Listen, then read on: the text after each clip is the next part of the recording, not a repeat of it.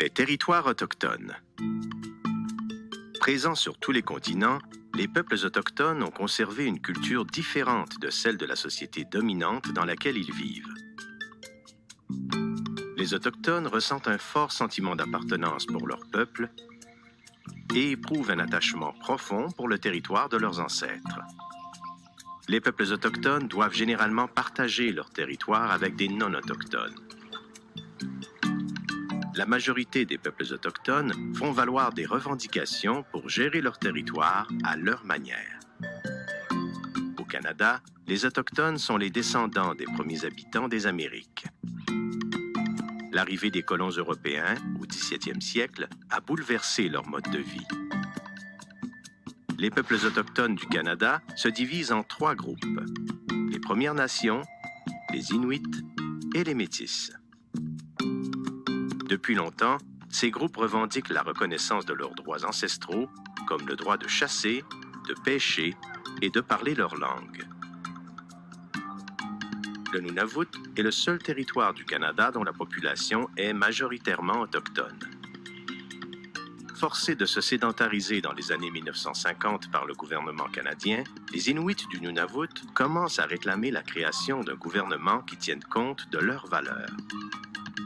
En 1993, l'accord sur les revendications territoriales du Nunavut permet aux Inuits de conserver leur culture et leurs droits ancestraux, en plus de participer à la gestion des terres et des ressources naturelles.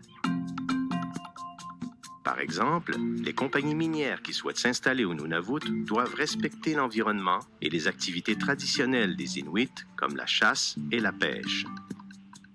Les compagnies minières doivent aussi former et engager des Inuits, en plus de verser une partie de leurs redevances au gouvernement du Nunavut.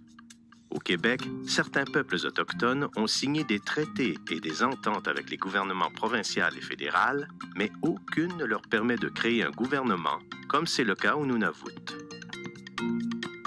La nation Aïyou habite un vaste territoire au nord-ouest du Québec.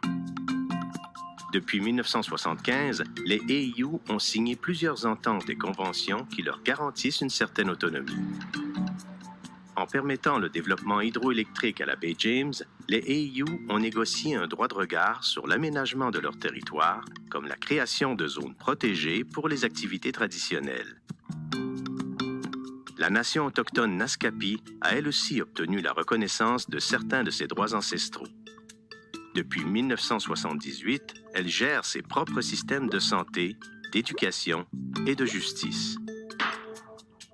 Les Naskapi sont aussi l'une des 3 nations autochtones qui détiennent et exploitent le chemin de fer entre Shefferville et cette île.